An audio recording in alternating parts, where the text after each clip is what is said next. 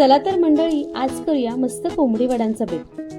हा वडा बघा काय मस्त टम्म फुगलाय की नाही। कोंबडीच्या रश्श्यासोबत खा किंवा मग एखाद्या उसळीच्या रश्श्यासोबत किंवा फक्त चहा सोबत। प्रत्येक घासाची चव दुप्पट करणारे असे हे खुसखुशीत आणि आतून मऊ वडे घरच्या घरी करायचे असतील ना, तर सर्वात महत्त्वाची असते ती वड्यांची भाजणी। आणि अशा या परफेक्ट वड्यांसाठी भाजणीसाठी ना आजचा हा व्हिडिओ तुम्ही शेवटपर्यंत नक्की बघा आणि आत्ताच व्हिडिओला एक लाईक करा। नमस्कार, मिनल्स रेसिपीज मध्ये तुम्हा सर्वांचं खूप खूप मनापासून स्वागत। तर आज आपण कोंबडी वड्यांची भाजणी कशी करायची आणि त्यापासून परफेक्ट असे वडे कसे करायचे हे पाहणार आहोत। आणि त्यासाठी लागणारं सगळं साहित्य मी इथे घेतलंय। आता ते कोणतं आणि किती प्रमाणात घ्यायचं ते पाहूया। तर जे हे तांदूळ घेतलेत ना, ते कोणतेही जाडे किंवा जुने तांदूळ तुम्ही घेऊ शकता। तर मी इथे हे जे रेशनला तांदूळ मिळतात ना, ते घेतले आहेत। आता हे तांदूळ ना स्वच्छ निवडून घ्यायचे, 3-4 वेळा पाण्याने स्वच्छ धुवून त्यातलं पाणी निथळून घ्यायचं आणि एका कॉटनच्या कपड्यावर पसरवून 8 ते 10 तास किंवा मग रात्रभर ना चांगले कडकडीत असे सुकवून घ्यायचे। तर इथे बघा हे तांदूळ ना मी चांगले रात्रभर सुकवून घेतलेत, असे कडकडीत असे सुकलेत, अजिबात ओलसर नाहीयेत। आता हे घेतलेलं सगळ्या साहित्याचं ना मी तुम्हाला वजनी प्रमाण त्याचबरोबर वाटीचं प्रमाण देखील सांगणार आहे। तर सर्वात आधी आपण वजनी प्रमाण पाहूया। तर इथे मी हे 1 किलो तांदूळ घेतले।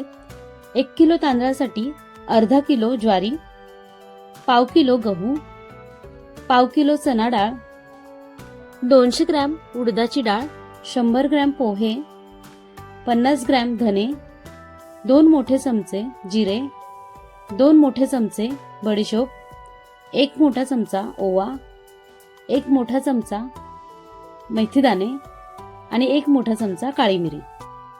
आता वाटीचं प्रमाण पाहूया।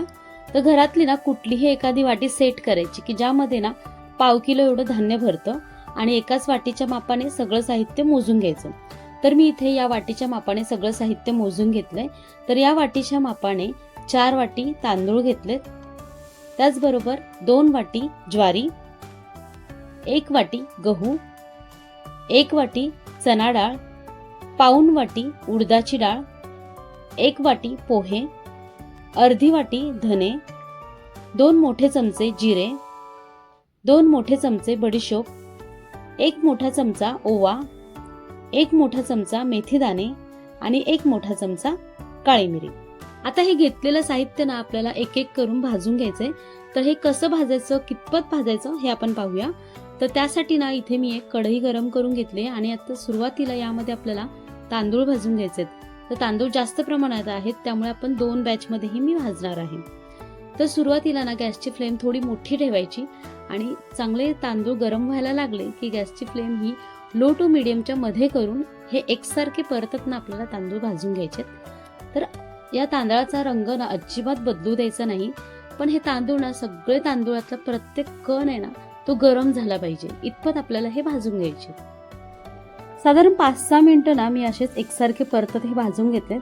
खूप जास्त कुरकुरीत करायचे नाहीयेत। तांदूळ असे हातामध्ये घेतल्यानंतर ना तांदूळ चांगले गरम लागले पाहिजेत, एवढे आपल्याला हे भाजून घ्यायचे। आता हे भाजून झालेत, हे काढून घ्यायचे आणि हे भाजलेलं सगळं साहित्य ना एका कॉटनच्या कपड्यावर काढून घ्यायचं, जेणेकरून त्याला पाणी सुटत नाही। सारख्याच पद्धतीने ना मी उरलेले तांदूळ देखील भाजून घेतलेत। आता ज्वारी भाजून घेऊया। सुरुवातीला ना मध्यम आचेवर ज्वारी भाजायची आणि एकदा का ती गरम झाली ना की गॅसची फ्लेम ही लो टू मीडियमच्या मध्ये ठेवून साधारण 4-5 मिनिटभर तरी एकसारखी परतत ज्वारी भाजून घ्यायची। खूप जास्त भाजली गेली ना तर ज्वारीला लाह्या फुटू शकतात, त्यामुळे हाताला सोसवेल एवढी गरम झाली की ज्वारी भाजून झाली असं समजायचं आणि तांदळासोबतच ज्वारी काढून घ्यायची आणि मध्ये मध्ये भाजलेलं साहित्य देखील हलवत राहायचं, म्हणजे त्याला पाणी देखील सुटत नाही। आता गहू भाजून घ्यायचे। तर गव्हाला ना फारसा वेळ लागत नाही भाजायला, साधारण 2-3 मिनिटातच गहू भाजून होतात। लो टू मीडियम फ्लेमवर एकसारखे परतत हे देखील भाजून घ्यायचे आणि हाताला गरम जर लागले की हे काढून घ्यायचे। तर बघा इथे गहू देखील भाजून झालेत। आता हे काढून घेऊया आणि आता चना डाळ भाजून घ्यायची। तर चना डाळ ना सुरुवातीला मध्यम आचेवर भाजायची आणि एकदा का गरम होऊ लागली ना की लो टू मीडियम फ्लेमवर चांगली एकसारखी परतत 4 ते 5 मिनिटं भाजून घ्यायची। आता बाकीच्या साहित्याच्या तुलनेत ना डाळी आहेत ना चांगला खमंग सुवास सुटेपर्यंत भाजायच्यात, त्यामुळे ना ही भाजणी मस्त खमंग तयार होते आणि वडे देखील ना चवीला अप्रतिम लागतात. इथे बघा आता ही डाळ देखील भाजून झाली आहे. आता हे देखील काढून घेऊया. आता उडदाची डाळ देखील ना साधारण 3-4 मिनिटं एकसारखी परतत भाजून घ्यायची. खमंग सुवास सुटेपर्यंत भाजून घ्यायची. त्यातलं कुठलंही धान्य ना अजिबात करपू द्यायचं नाही, नाहीतर तुमची भाजणी बिघडू शकते. सांगितलेल्या पद्धतीने जर तुम्ही भाजणी केलीत ना तर तुम्ही विकतची भाजणी कधीच आणणार नाही. आता इथे बघा ही डाळ देखील भाजून झाली आहे. आता ही काढून घेऊया. आता पोहे भाजायचे. तर पोहे ना एकदम कमी गॅसवर चांगले कुरकुरीत होईपर्यंत भाजायचे. थोडा जरी गॅस चुकून वाढला ना तरी पोहे करपू शकतात, त्यामुळे एकदम कमी गॅसवर हे भाजायचे. बघा हे पोहे देखील मस्त कुरकुरीत असे भाजले गेलेत. आता धान्य भाजून झाले. आता बाकीचे मसाले भाजायचे. तर आता इथे ना गॅसची फ्लेम एकदम कमी करायची आणि धने भाजून घ्यायचे. तर धने अजिबात करपू द्यायचे नाहीत. या मसाल्यांमुळे ना भाजणीला मस्त एक सुवासिकपणा येणार आहे, त्यामुळे यातलं कुठलंही साहित्य ना अजिबात करपू द्यायचं नाही. मस्त खमंग सुवास सुटेपर्यंत आपल्याला हे धने भाजून घ्यायचे. आता बाकीच्या साहित्यांमधलं जिरे, ओवा, बडीशोप आणि काळी मिरी हे भाजून घ्यायचे. आता हे मसाले देखील आपल्याला एकदम कमी गॅसवर चांगला खमंग सुवास सुटेपर्यंत भाजायचे. या सर्व मसाल्यांचा ना मस्त खमंग सुवास ना घरभर दरवळू लागलाय आणि हे छान भाजले गेलेत. आता हे सगळे काढून घ्यायचं, गॅस बंद करायचा आणि या गरम कढईमध्येच आपल्याला मेथीदाणे भाजून घ्यायचे. तर मेथीदाणे जास्त भाजले गेले ना तर ते कडवट होतात, त्यामुळे गरम कढईची उष्णताच पुरेशी असते. आता इथे बघा मेथीदाणे पण चांगले अर्धा मिनिटभर भाजले गेलेत. हे काढून घ्यायचे आणि इथे बघा मस्त आपले भाजणीचं सगळं साहित्य ना छान असं भाजलं गेलेलं आहे आणि या भाजलेल्या सगळ्या साहित्याचा ना मस्त एक सुवास दरवळतोय. आता हे सगळं साहित्य ना एकत्र करायचं आणि पूर्णतः गार झाल्यानंतर आपल्याला हे गिरणीतून दळून आणायचं किंवा घरगुती ज्या पिठाच्या गिरण्या असतात ना तिथून दळून आणायचं. आणि दळताना ना अगदी बारीक पीठ करायचं नाही आहे आपल्याला, तर थोडंसं सरसरीत असं हे दळून आणायचं. तर इथे पाहू शकता तुम्ही आपली कोंबडी वड्यांची भाजणी इथे तयार झाली आहे. मस्त खमंग सुवास या भाजणीचा दरवळतोय आणि या साहित्यांमध्ये ना 2 ते 2.25 किलो आपली ही भाजणी तयार झाली आहे आणि पीठ देखील मस्त सरसरीत असं दळलं गेलं. आणि तुम्ही पाहिलंत ना घरच्या घरी उपलब्ध असलेल्या साहित्यांमधून इतकी मस्त भाजणी तयार होते. तर तुम्ही ही भाजणी ना नक्की करून बघा. चला तर मग आता या भाजणीपासून ना खमंग खुसखुशीत असे वडे कसे करायचे हे पाहूया. तर या भाजणीतलं 2 वाट्या मी पीठ इथे घेतलं आहे. यामध्ये पाव चमचा हळद घालायची आणि चवीपुरतं मीठ घालायचं. आता ही हळद आणि मीठ या पिठामध्ये ना व्यवस्थित अशी मिक्स करून घ्यायची आणि त्यानंतर आपल्याला हे पीठ मळून घ्यायचं आहे. तर हे पीठ मळण्याकरताना गरम पाण्याचा वापर करायचा. गार पाणी अजिबात घालायचं नाही, कोमट देखील घालायचं नाही, फक्त गरम पाणी वापरूनच हे पीठ मळून घ्यायचं. तर सुरुवातीला थोडं थोडं पाणी घालत हे पीठ भिजवून घ्यायचं. तर गरम पाणी असल्यामुळे यामध्ये लगेच हात घालायचं नाही, चमच्याने आधी हे मिक्स करून घ्यायचं आणि पुन्हा थोडं थोडं पाणी घालत पीठ भिजवून घ्यायचे. तर हे वड्यांचं पीठ ना अगदी घट्टसर भिजवायचं, त्यामुळे पाण्याचा वापर हा जपून करायचा आणि थोडं थोडं पाणी घालतच आपल्याला हे पीठ भिजवून घ्यायचं. तर इथे बघा हळदीमुळे काय मस्त रंग आलाय ना या पिठाला. तर अशा पद्धतीनं अगदी घट्ट असं हे पीठ मळून घ्यायचं आहे. इथे बघू शकता तुम्ही इतपत घट्ट मी हे मळून घेतलेलं आहे. आता हे पीठ ना आपल्याला चांगलं तासभर तरी भिजण्यासाठी ठेवायचं आहे. तर हे चांगलं मळून घेतलंय. आता यावर झाकण ठेवून 1 तासभर आपण हे भिजण्यासाठी ठेवूया. आता 1 तासानंतर पाहूया. तर इथे बघू शकता तुम्ही किती मस्त असं हे पीठ भिजलं आहे. अगदी मऊ असा याचा गोळा तयार झालाय. आता पुन्हा एकदा थोडं हे मळून घ्यायचं, एकसारखं करून घ्यायचं आणि या पिठाला ना थोडासा तेलाचा हात लावून पुन्हा एकदा मळून घ्यायचं, जेणेकरून आहे ना आपण पिठाचे गोळे करताना ते हाताला चिकटत नाही. त्यामुळे थोडासाच तेलाचा हात लावून हे पीठ पुन्हा एकदा एकसारखं करून घ्यायचं. आता या पिठाचे ना एकसारख्या आकाराचे गोळे तयार करून घ्यायचे. तर खूप जास्त मोठाही करायचं नाही किंवा खूप जास्त छोटेही गोळे तयार करायचे नाही. साधारण लिंबाळा एवढ्या आकाराचे हे गोळे तयार करून घ्यायचे, जेणेकरून आपण जे वडे करणार आहोत ना ते एकसारख्या आकाराचे होतील. शिवाय हे पीठ ना इतकं छान मऊ असं भिजलंय ना, त्यामुळे या पिठाला बघा कुठेही चिरा जात नाहीये.